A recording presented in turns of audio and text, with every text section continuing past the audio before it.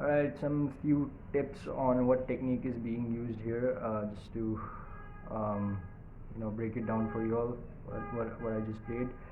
I'd like to first focus on the right hand technique, and also capo is being used on the second fret, just first and foremost. And I would like to focus on the right hand technique that is being used.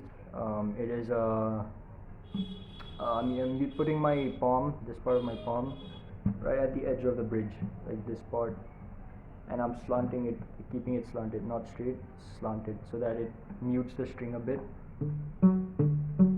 Notice that it's not, it's palm mute technique. And on top of that, so the thumb goes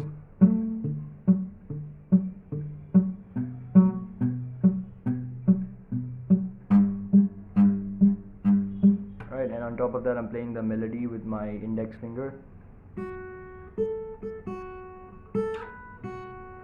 Right, so just to demonstrate it for you all, I'll show you slowly. So just focus on my right hand and left.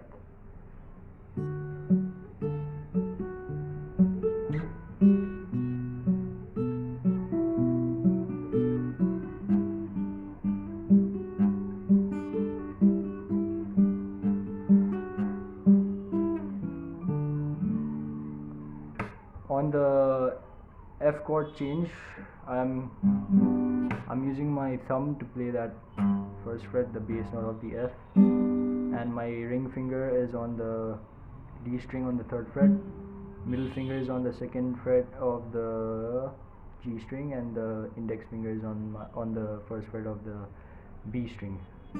Right, so it's I mean, you could try playing with a bar chord, but that would be a bit more difficult, and I would advise you to get used to this technique of using your thumb to play chords.